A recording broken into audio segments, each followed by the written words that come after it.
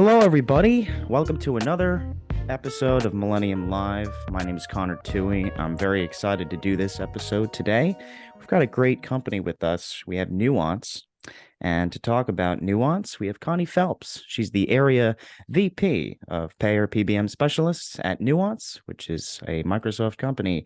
Connie, welcome to the Millennium Live podcast. Hey, good morning, Connor. I'm super happy to be here. Of course. And let's jump right into the conversation. I think it's going to be a great one today.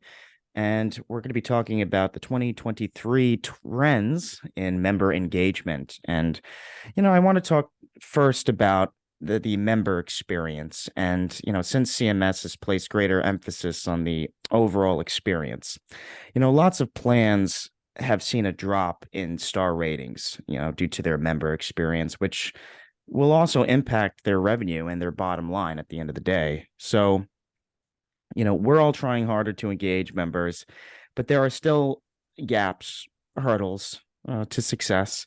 So let's talk about that. Let's see where are you at right now? What are you seeing in the industry? How are we doing, and what's the current state? Good question. I feel like, for maybe the past 10 plus years of my career, we've been talking about member engagement so much so that people are probably immune to it.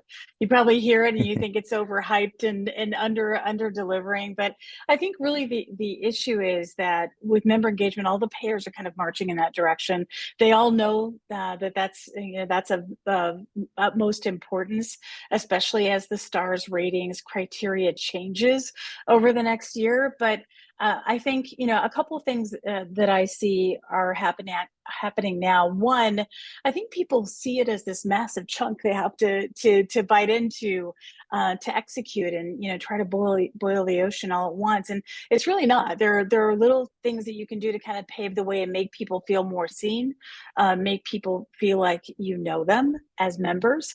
But the second thing is, I think as people hear about omnichannel engagement, I think they're trying to get there, right? There is a path to getting to omnichannel engagement, and I think there's just maybe a lack of understanding of what that really means, right? What that really means to the consumer. But we're getting there. It's certainly all the focus is there.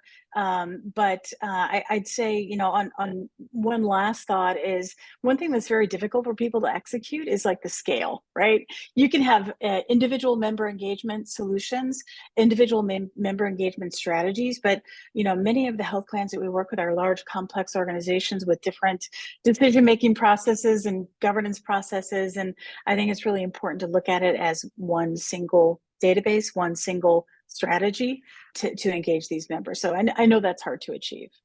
Yeah, of course. And, so we know, the payers already have call centers, they have SMS text solutions, they have apps, and, generally in the grand scheme of things, good, robust websites to engage their members and really support their needs. So, we know modern consumers want to engage in the channel of their choice. So what are plans missing, and how do you go that extra step in order to get that engagement that you're looking for? Yeah, I have to say, with most of the companies that we deal with, the number of resources and tools on payer websites is astounding.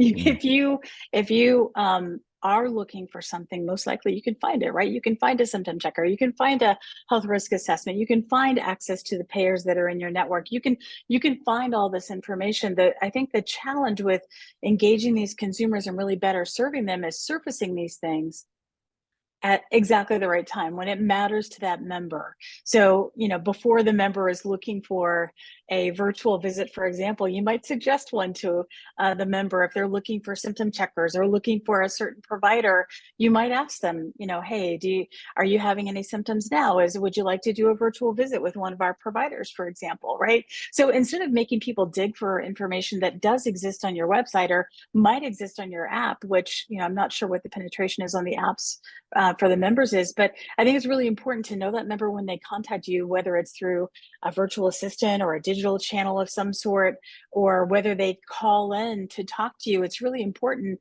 to know who it is, know as much data as you can about that member and surface exactly the right resources for them at the exact time, because that's when they're going to dig in, right? That's going to be when they're going to be most receptive and most open to that. And I know a lot about this by working with my mom on Medicare plans that she's trying to sign up for, and tools that she's trying to evaluate, and sometimes I'm astounded at what she's not aware of, that's out there and ready for her to access.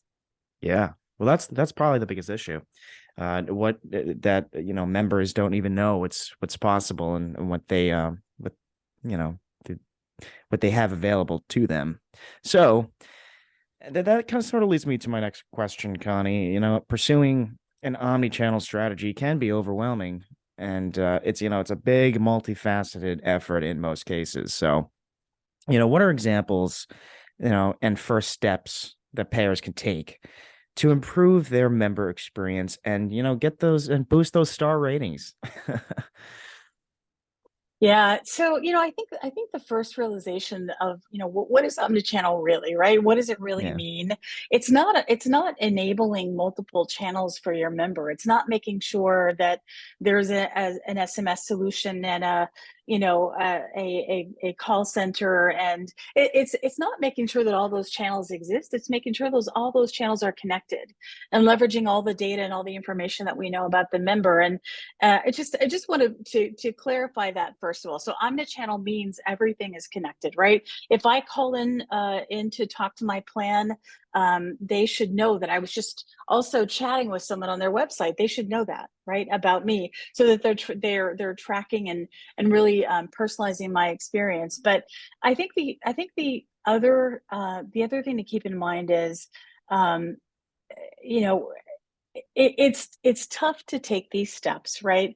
And it's tough to take these steps as a healthcare company. And what we see very often is healthcare companies partnering with partners who don't really have a good sense of what consumer engagement looks like outside of healthcare, right?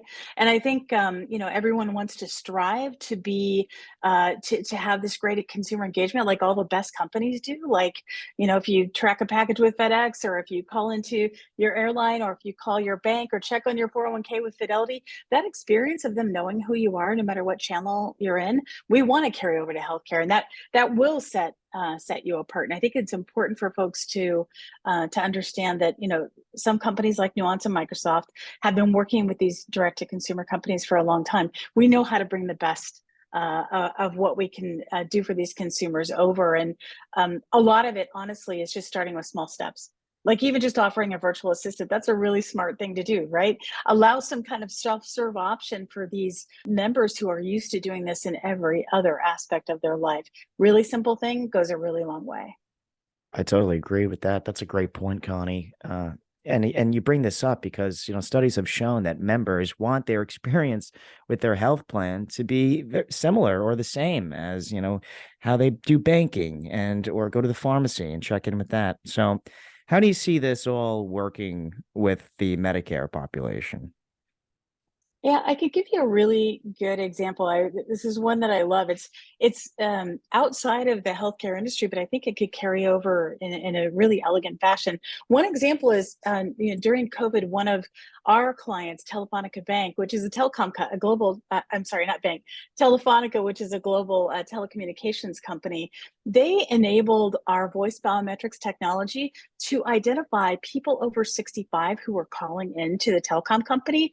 They would identify them and actually escalate those senior citizens for care sooner to a live agent, right? So it's a really good way to use voice biometrics, which, if you're not familiar with it, is one of our most rapidly growing verticals.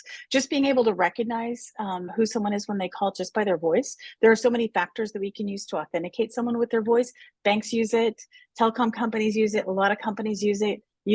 I think that Telefonica case study, which you can find on our website, is a great example of how we can listen for folks that we can better serve by escalating them to a live agent, or getting them to a different area, or offering them specific self-serve options. I think that kind of case study could go a long way with Medicare beneficiaries.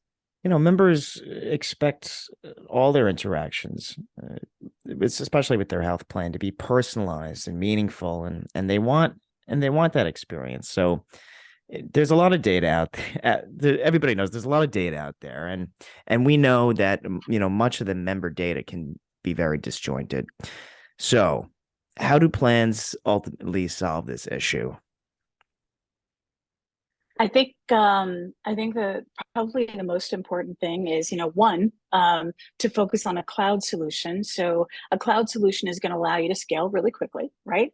Two, if you focus on a cloud solution that is already established in healthcare, then you know that it's going to support things like the HL7 fire standard, right? So you can get data you may not have thought about getting before. For example, some of our payers are starting to take in ADT data using that fire connectivity, and that ADT data is informing them if the member was hospitalized recently and what they were hospitalized for, and when this happened. So guess what? The payer knows that information. It goes into the cloud through a pretty easy interoperability. I don't want to say easy, but I would say well-established interoperability. And they know that member, and they can take action, and they can intervene, and they can offer options to keep those members out of the hospital from going back into the hospital. But I would say the second thing that's really important is making sure that your call center is connected to a digital channel. Senior citizens today are very used to that engagement. So I think it's a very important aspect that we shouldn't overlook. Yeah, and member engagement overall, as we talk about all of this, is it's always been key to the outcomes, and but now has an opt out, an outsized impact, especially with the stars rankings. So, what best practices can plans leverage to really make an impact this year, and for next year, 2023? And what have we learned, as you mentioned briefly before? What have we learned from the leaders in consumer engagement outside of healthcare? I would say a big focus, and I certainly hear folks who are very aware of this because companies like McKinsey and Accenture publish a lot of information on this. A big focus should be about the onboarding experience. So once you Mm, are able to recruit a member through your enrollment options, once you get that member enrolled, really focusing on that initial experience. So make sure it's a white glove experience. Make sure that they know all of your resources, but that those early days I think are super important. And if you have something to streamline their engagement and by making their authentication easier, like for example the voice biometrics example that I gave earlier, that's a big one, right? Because every time a member calls, they shouldn't have to give you all this information and remember a password, and shouldn't make it difficult, especially for the Medicare members. But I think authenticating easily and making that super frictionless is also very important. But I would say the last thing is, don't forget about how impactful the care management experience can be for members. There are lots of things you can do to engage and recruit members using an intelligent engagement solution, knowing them, surfacing the opportunity, and making sure that you engage and recruit them. I think all health plans want to recruit more folks into their care management program and make sure they stay healthy. And it's a tough thing to do, right? yeah. I don't answer phone numbers I don't recognize when they call into me. So we have to look at other opportunities to connect with that member and recruit them and make sure that experience is exceptional. All of those things I think can add up to an exceptional experience for the member. Yeah, it's a great point, Connie. Really is. And so something that gets brought up on, especially on this podcast a lot, is this current trend that we're seeing, and the current trend is to move the contact centers and the member engagement solutions to the cloud. And that goes without saying that's something that is pretty beneficial, and that a lot of plans are doing that. So can you talk a little bit about the urgency maybe, and or specifically the benefits around moving to the cloud? Yeah, I would say, the really easy one is being to scale, as I mentioned earlier. Once you get to the cloud, you can take advantage of so many things that listen, we've got a lot of repeatable interfaces and operations that we can just reuse, across cloud clients. So it's a really easy, fast way to scale. And if you're working, with a company like Microsoft, obviously we take security very seriously. So we have a cloud infrastructure that's built specifically for healthcare. So not only does it honor the stringent privacy and security expectations that are put on us in healthcare, but it also allows you to have this cloud infrastructure that is easy to plug into. So what does that mean? That means we can take all the data that I mentioned earlier and aggregate that data in a way where we can see that whole member. Where were they hospitalized? What prescriptions are they taking? How can we use that data to present a more personalized experience for the member just in time? So I think that's really important. The data aggregation piece cannot be overstated. And I think we know that. It's just a matter of kind of getting there and making it happen. And certainly cloud is the path to that. And cloud is the path to being able to scale that. So this has been, first of all, an awesome conversation. I've been learning a lot about engagement, and just have a couple more questions for you, Connie. So let's talk about, the changing behaviors comes with keeping members engaged beyond that initial conversation, like we talked about. So what methods do you use to keep your members engaged, and overall, how do you see the role of digital? What is the role of digital play here in keeping people engaged in their health, which is so important to everyone? Yeah, absolutely. So, I think, as I mentioned earlier, I'm very bullish on the digital and the voice biometrics technologies that we've been seeing for better engaging senior citizens. I mean, remember that today's 65-year-olds were part of the first wave of iPhone usage, right? Like a few years ago. So I think that it's a different set of folks, and they're very open to engaging with digital channels. But I think what you have to really focus on is making sure that these members can cross channels too. So, for example, if they call into your call center and they're looking to, for example, see if they need to do anything to re-enroll with their health plan, wouldn't it be great to either be able to recognize that using AI and automatically answer their question, or to say, hey, we're going to push you a website to evaluate health plans to see if there's anything that you want to change. So we have to either be able to recognize who they are and what the answer is for to their question by using the data we have on that consumer, or we have to be able to convert them to a different channel or even a live agent if it warrants that, and take care of their need the first time that they call in. So part of it is using those technologies. Part of it is using voice biometrics, which I mentioned a little bit earlier. I think, one other case study that might be interesting that you can find on the Nuance website is some things that we've done with Humana, for example. So with Humana, we actually worked with them to take the intent that their IVR recognizes from 50 to over 1,000. So that Wow. means when senior citizens call in, they can just talk into the IVR, not press 1 for this or 2 for that, and we'll understand what they're asking and we'll route them to the right resources. And they have continually earned really high star ratings at Humana. So I think that's one factor, Hmm. right? Just being able to self-serve and intelligently understand who's calling you.